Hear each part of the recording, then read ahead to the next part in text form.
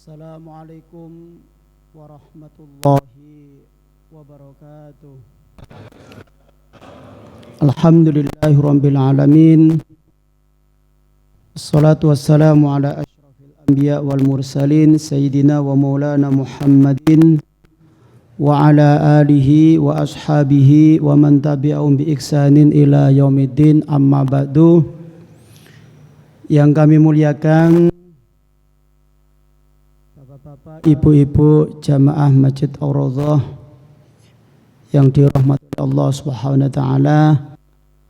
Alhamdulillah wa syukurillah ala nikmatillah. Pagi hari ini kita semua masih diberi kenikmatan oleh Allah Subhanahu wa taala. Nikmat iman, Islam, sehat walafiat. Dan mudah-mudahan kita diberi panjang umur sehingga kita bisa berjumpa di bulan yang kita tunggu-tunggu, yaitu bulan suci Ramadan. Amin amin ya rabbal alamin. Kedua kalinya salawat serta salam kita aturkan kepada junjungan Nabi besar Muhammad sallallahu alaihi wasallam. Mudah-mudahan kelak di hari kiamat kula panjenengan sedaya mendapatkan syafaat dari beliau. Amin amin ya rabbal alamin. Bapak-bapak, ibu-ibu jamaah yang dimuliakan oleh Allah Subhanahu wa taala.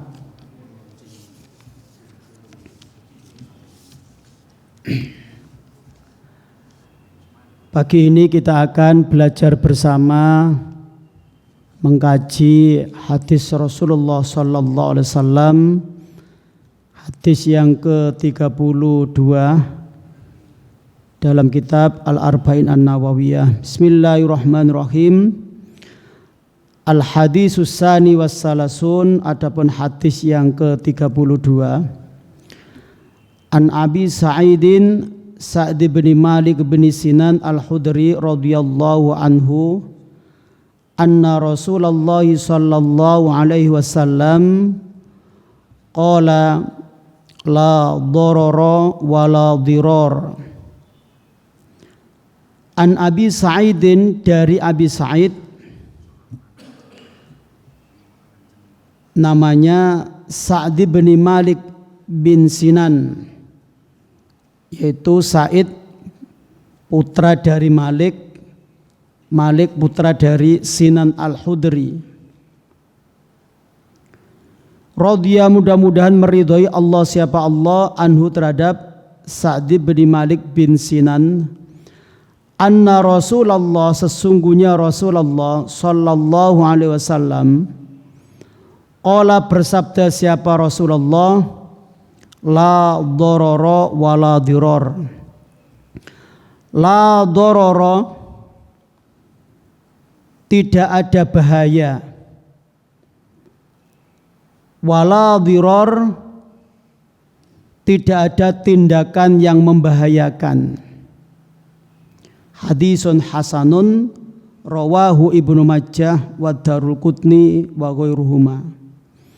Hadis ini termasuk salah satu hadis hasan yang diriwayatkan oleh Ibnu Majah dan Daruqutni dan selain keduanya. Bapak-bapak, ibu-ibu jamaah yang dimuliakan oleh Allah, hadis ini pendek sekali. La dororo wa la diror. Jadi kalau ditulis itu hanya berapa senti saja. La dororo wa la diror. Tetapi hadis ini mempunyai makna yang sangat luar biasa. Nek cara basa Jawa, awakmu tidak boleh menyakiti dirimu sendiri. Contoh, minum baygon.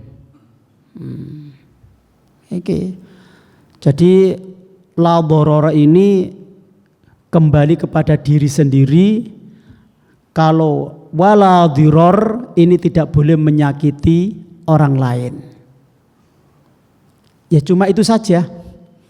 Jadi kalau kembali kepada diri kita termasuk bunuh diri, nah itu kan menyakiti diri kita sendiri, minum baygon, ya, terus minum atau melakukan sesuatu yang menyakiti diri kita sendiri, ya, itu tidak boleh. Mohon maaf, termasuk saumpama kita ini kesehatannya kurang, ya, drop, terus kemudian kita begadang, mohon maaf, tidak tidur hanya untuk ya melakukan sesuatu yang tidak ada manfaatnya, itu juga kan termasuk menyiksa diri sendiri. Ini secara zahir, bunuh diri itu kan secara zahir. Terus minum baygon itu juga secara zahir. Tetapi perlu kita ketahui bahwa menyakiti diri kita sendiri ini bukan hanya secara zahir saja, bahkan secara batin pun juga tidak boleh. Mohon maaf, hati kita ini kalau kita punya rasa benci, punya rasa dengki, ya, setiap melihat orang mendapatkan kenikmatan, hati kita ini mangkel, ya. Pokoknya bingung karepe dhewe, ya. Ada tetangga punya kenikmatan, mendapatkan rezeki, ya usil saja piye carane tonggo iki enggak kerasan, mbok difitnah, mbok diapano dan seterusnya. Apalagi buat Bapak Ibu, sebentar lagi kita memasuki bulan suci Ramadan, otomatis bagaimana caranya hati kita ini bersih, ya. Biar tidak ada rasa dendam, tidak ada rasa iri, ya. Dawuh Kanjeng Nabi, inna hadhil qulub tasda'u. Jadi setiap hati, ya, yang diriwayatkan oleh Umar bin Khattab, setiap hati itu berkarat. Sesungguhnya setiap hati itu berkarat. Kama yasda'u al-hadidu idza asobahul ma, seperti kayak besi berkarat karena kena air. Qila ya Rasulullah wa ma jala'u, bagaimana caranya ya Rasulullah untuk membersihkannya? Qala kasratu dzikril mauti wa tilawatil Quran, kata Rasulullah, perbanyak ingat mati. Apalagi umur kula panjenengan ini kan nek cara jatahe wis wayahe. Nggih. Kula umpun 51. Wonten sing 60, wonten sing 70. Iku nek antri itu wis paling ngarep. Nggih. Itu cara matematika itu antri nomor 10 atau 10 besar nggih. Kula panjenengan iki antri itu pun 10 besar. Tapi kan masalah ajal itu Allah yang tahu. Ya, ini kasratu dzikril mauti, memperbanyak ingat mati, watilawatil Quran, yaitu sering membaca Al-Quran. Bahkan Imam Qurtubi, salah satu pakar tafsir, ya, beliau menyampaikan, man aktsara min dzikril mauti, barang siapa yang memperbanyak ingat mati, ukrima bi thalathati asya, maka orang tersebut akan mendapatkan 3 keutamaan. Jenengan lewat kuburan eling mati, ya, sithik-sithik eling mati, itu insya Allah akan mendapatkan 3 keutamaan. Ini menurut pedawai Imam Daruqutni. Mohon maaf, Imam Qurtubi, salah satu pakar tafsir. 3 keutamaan itu apa? Takjilu taubati, mempercepat taubat. Ya, tidak bisa dipungkiri kalau ada takmir masjid atau pengurus masjid, ya, assalamualaikum warahmatullahi wabarakatuh. Wah, pasti ndredeg kabeh iki. Sopo iki? Nah, setiap ada salam di masjid yang tidak biasanya, nah ini semuanya menunggu. Iki sopo iki? Inna lillahi wa inna ilaihi roji'un contoh. Nah, ini langsung kita, ya Allah, kula panjang umur ya Gusti, ampuni dosa kula. Apalagi yang kemarin-kemarin melakukan kemaksiatan, itu langsung otomatis takjilut taubati, yaitu mempercepat taubat. Nah, yang kedua waqonaatul qalbi, ati itu neriman, qanaah. Alhamdulillah sudah berusaha diparingi Gusti Allah semene sekian, alhamdulillah. Namanya kalau sudah qanaah, hati qanaah itu nerimo, maka tidak ada rasa iri. Sudah bekerja, berusaha, doa sudah, diberi Allah seperti ini, alhamdulillah. Dan yang ketiga wanasyatul ibadati, ibadai semangat. Nek panjenengan kula panjenengan kok ibadai kurang semangat, berarti eling matine kirang kathah. Ya, waktune sholat kok sik klewes, berarti eling matine kirang kathah. Lha niki dawuhe ulama. Nek kula panjenengan kan orang-orang biasa, orang awam, jadi wis pasti bener. Apalagi Imam Qurtubi ini salah satu pakar tafsir, orang yang ahli tafsir, memahami Al-Qur'an. Nah, ini terkait dengan hadis la dharara wala dhirar, yaitu jangan menyakiti diri kita sendiri dan jangan membahayakan orang lain. Bapak-bapak, ibu-ibu yang dimuliakan oleh Allah Subhanahu wa taala. Hadis la dharara wala dhirar ini merupakan salah satu hadis yang masuk dalam kategori poros fikih. Jadi di dalam kitab hadis Arba'in Nawawi ini ada hadis yang masuk kategori khusus fikih, ada yang masuk kategori akhlak. Termasuk kategori yang akhlak itu sebelum-sebelumnya kemarin kita membahas mangkana yu'minu billahi wal yaumil akhir falyakul khairan aw liyasmut. Terus dilanjutkan lagi falyukrim jarahu falyukrim dhaifahu. Barang siapa yang beriman kepada Allah dan hari akhir, maka berkatalah yang baik atau diam, muliakanlah tetangga, muliakanlah tamu. La yu'minu ahadukum hatta yuhibba li akhihi ma yuhibbu li nafsihi. Terus ada lagi la taghdab, jangan marah. Nah, banyak sekali hadis-hadis yang terkait dengan akhlak. Lah hadis-hadis yang terkait dengan fikih ya termasuk salah satu ini hadis yang kita bahas la dharara wala dhirar. Banyak sekali orang-orang yang mengartikan dengan redaksi yang berbeda tetapi intinya sama. Lah hadis-hadis yang masuk dalam kategori fikih la dharara wala dhirar innamal a'malu binniyat, segala perbuatan itu sesuai dengan niatnya. Kalau panjenengan datang ke masjid iki niate apa? Ya Allah yang tahu. Terus termasuk al halalu bayyinun wal haramu bayyinun, halal itu jelas, haram itu jelas dan seterusnya.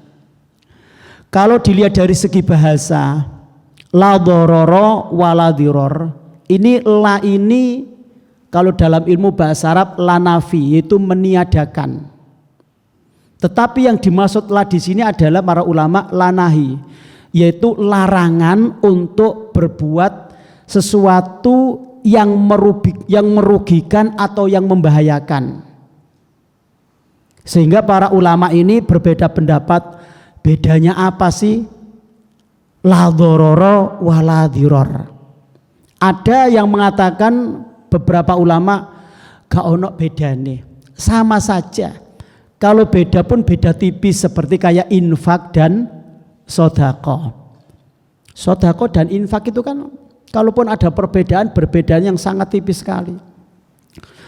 Ada ulama yang mencoba untuk menggali perbedaan dua kata ini, yaitu ada yang mengatakan bahwa la dororo ini kembali kepada diri kita sendiri, seperti yang saya sampaikan tadi itu.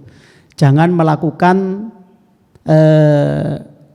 sesuatu yang bahaya untuk diri sendiri, ya termasuk tadi bunuh diri, terus kemudian minum baygon atau minum sesuatu yang sangat membahayakan. Terus kalau diror ini kembali kepada orang lain, ya sama mau kita melakukan sesuatu yang bahaya, kita taruh di depan rumah orang lain, ya termasuk mohon maaf kita buang oli ya di jalan atau di tempat yang sering dilewati orang lain, itu kan juga sangat bahaya. Nah, ini juga tidak boleh. Bapak-bapak, ibu-ibu, jamaah yang dimuliakan oleh Allah Subhanahu wa taala. Kesimpulan dari hadis ini bahwa Islam itu sangat melarang terhadap sesuatu yang membahayakan kepada diri kita sendiri atau kepada orang lain. Sehingga para ulama, adanya beberapa hadis itu termasuk ulama fikih itu membuat sebuah kaidah fikih, aturan dalam ilmu fikih mengacu kepada beberapa hadis.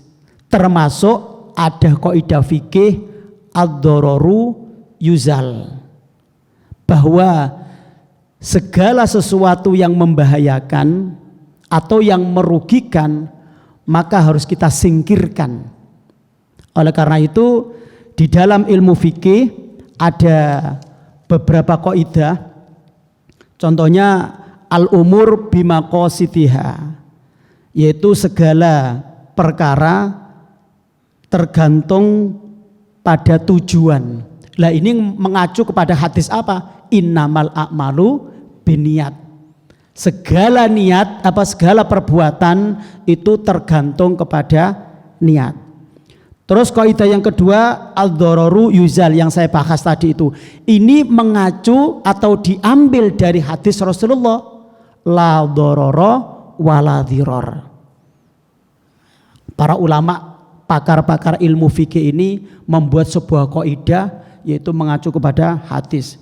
Ada lagi al-adat muhakama, yaitu adat bisa dijadikan sebagai hukum. Contoh, mohon maaf, masalah mahar. Mahar itu kan tidak ada ketentuan. Dulu sahabatnya Kanjeng Nabi aja tidak punya apa-apa, sehingga kamu punya apa? Kamu punya hafalan Al-Quran. Bahkan ada yang maharnya besi, ya cincin yang terbuat dari besi apa itu.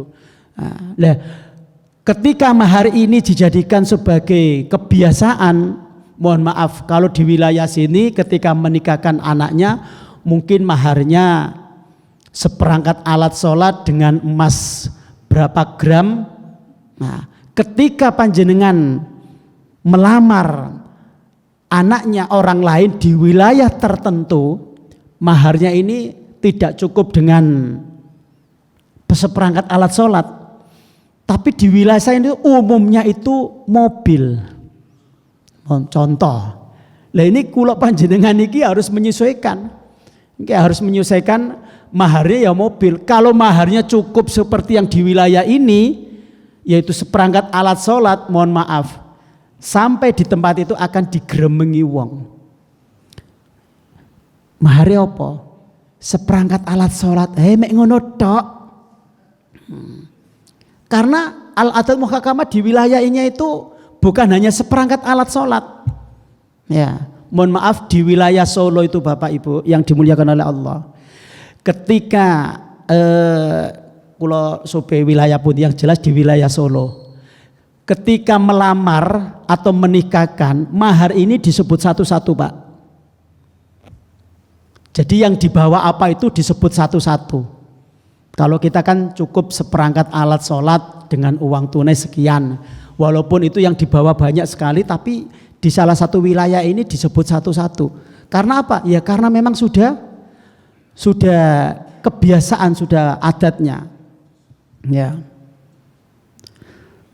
Terus terkait dengan hadis ini ada ad-daruriyat al-khams, yaitu 5 perkara yang mendasar yang menjadi landasan syariat. Ya, hifdzuddin, kita ini harus menjaga agama kita. Agama ini harus kita jaga. Kalau ada orang yang merusak agama Islam, maka otomatis kita pasti akan bertindak. Ya. Yang kedua, hifdzun nafsi, kita juga harus menjaga jiwa. Makanya tidak boleh membunuh orang lain. Makanya tidak boleh bunuh diri. Makanya tidak boleh menggugurkan kandungan dengan alasan apapun. Ya, dengan alasan apapun. Alasan ekonomi tidak boleh. Apalagi mohon maaf, hasil zina itu pun tidak boleh digugurkan. Karena itu harus kita jaga.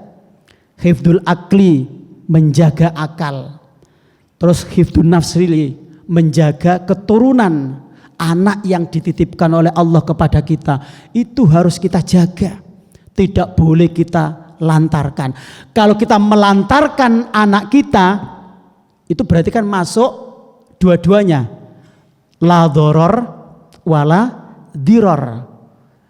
Kita melantarkan anak kita berarti la diror. Karena apa? Membahayakan anak kita. Kan ada Pak ya, anak terus dibuang. Nah itu kan tidak boleh. Terus yang terakhir, hifdzul mal, menjaga harta kita. Harta itu juga harus kita jaga. Ya. Tidak boleh, mohon maaf, kita punya mobil. Ya. Kita punya mobil, kita parkirkan di tempat yang sepi. Nah, itu kan tidak boleh.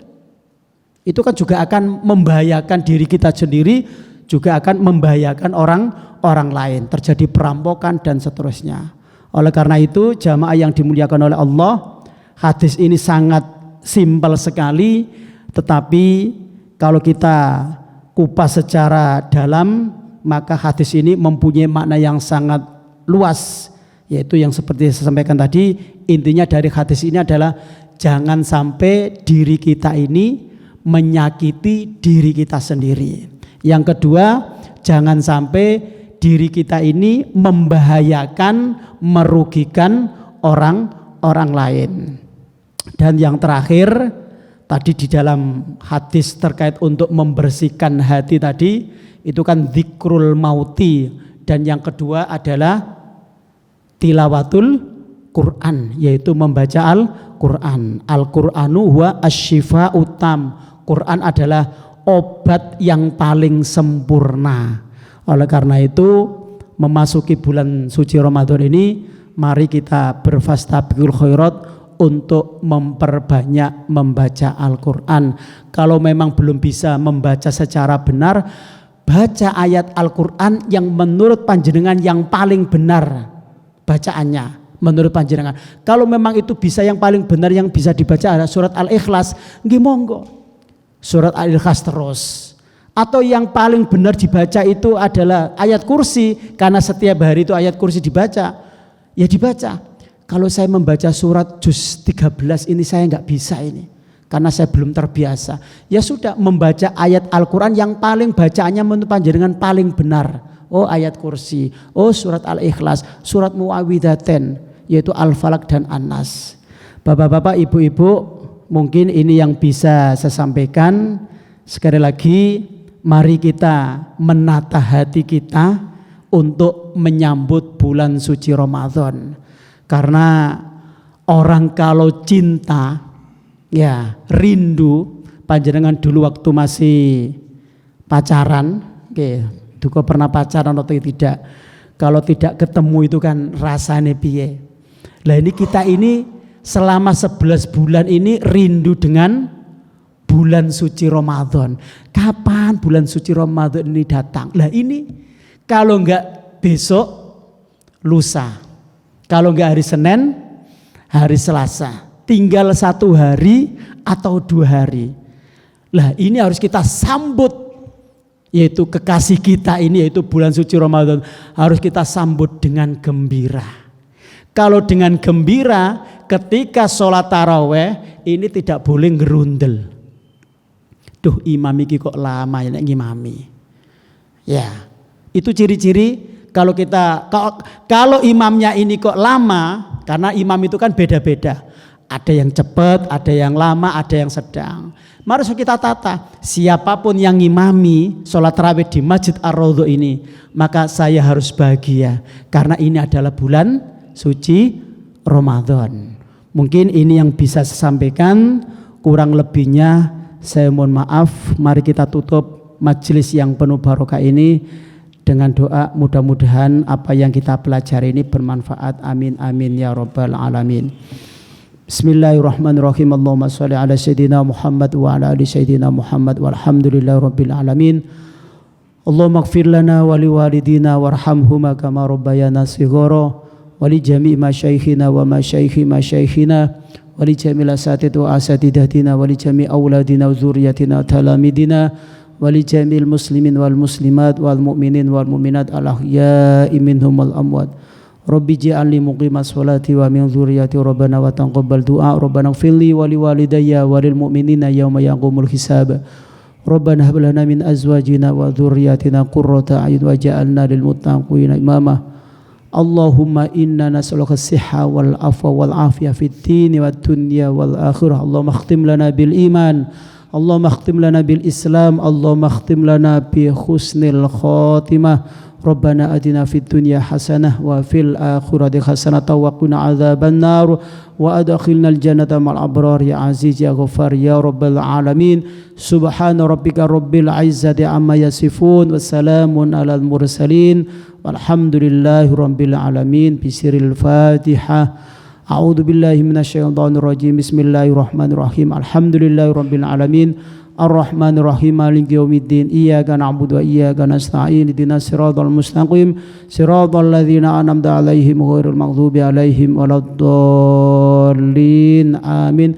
Kurang lebihnya mohon maaf. Assalamualaikum warahmatullahi wabarakatuh.